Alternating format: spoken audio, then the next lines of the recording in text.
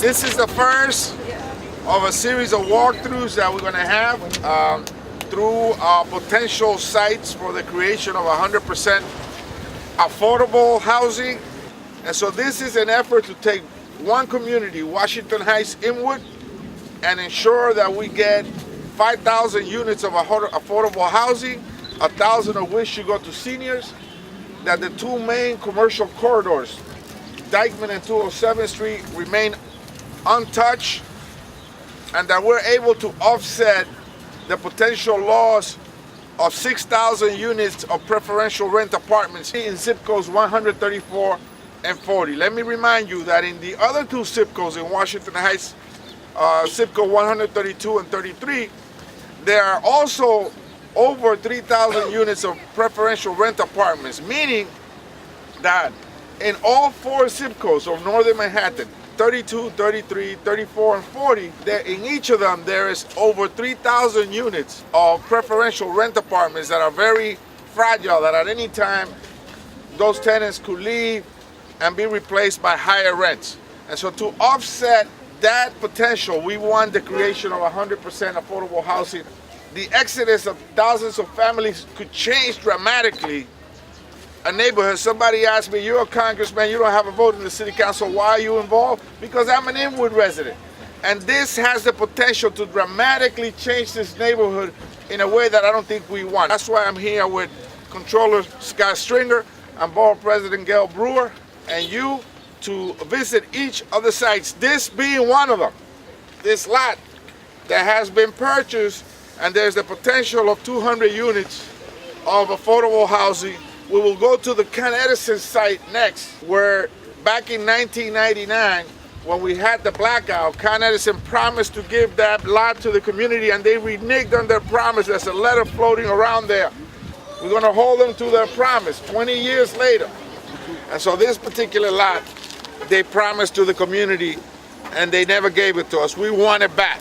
What year was that? 1999. Right? Yeah. 1999. Okay. This is St. Jude's, and this is the Manhattan Bible Church. They have expressed interest in developing as well, but we need to sit down with the pastor there. And of course, they're a Christian church. They're looking also at affordable housing. You know, when I was growing up here back in the day, there was a sense that this was a community for everybody. Come one, come all.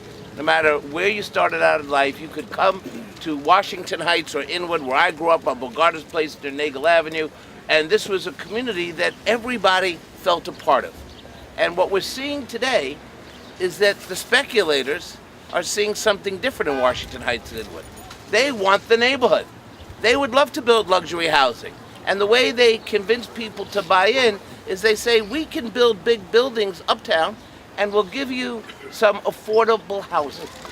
And people like that. Well, I can get affordable housing in a community. The problem is, when you crunch the numbers as I have, the affordable housing is not affordable for the community. That's right. So why are we giving away our land and our homes? Thank you. Yes. Washington Heights and Inwood must never be for sale. Thank you. It must never be put to the highest bidder. So we have 2 or 3 concerns. Number one, in Manhattan, the auto repair and the jobs that exist on 10th Avenue in particular, no place else in Manhattan do they exist. So we want what they had got in Jerome Avenue rezoning is a special area to keep the jobs that include auto repair and jobs that are really good for this community and all of New York, number one.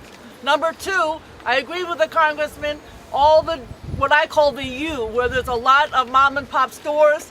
Anybody who knows me, I can't stand the chain stores. I'm just gonna say it right like this. And we don't want the entire neighborhood. When you have a new building sometimes, the owner says, there is a bank that's telling me I have to have credit-worthy tenants. And before you know it, you have a chain store.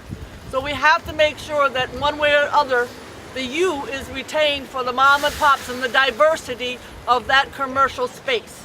And then number three, we all have to figure out how we have 5,000 or more, but how do you maintain keeping the new units are A, affordable, and B, go to people from Washington Heights Inwood. That's another challenge that has to be looked at, because just because it's affordable doesn't mean people from the neighborhood are going to get those slots. These are issues that we have to work on. Affordability and who gets the apartments.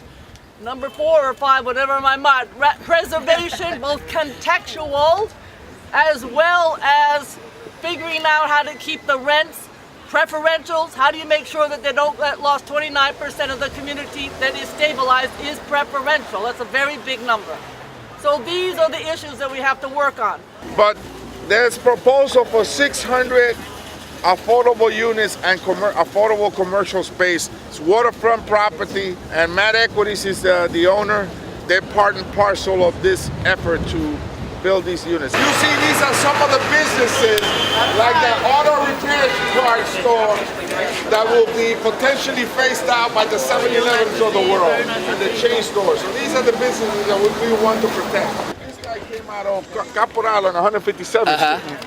He used to work at 157th Street at Caporal, the chicken place there, on Broadway, and then he opened up. So he's been there a good 25 years. He's been here 25? 25 years, at least.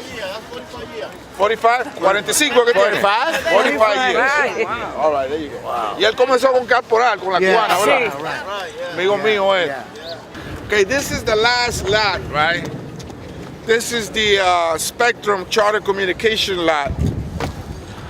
And they have been speaking about development. Their vehicles will have to be accommodated somewhere.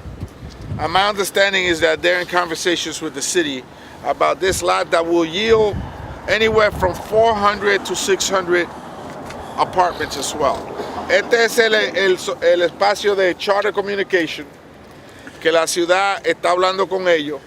Se tendría que acomodar los camiones que ellos tienen aquí, pero este solar tiene potencial de entre 400 o 600 unidades, apartamentos también.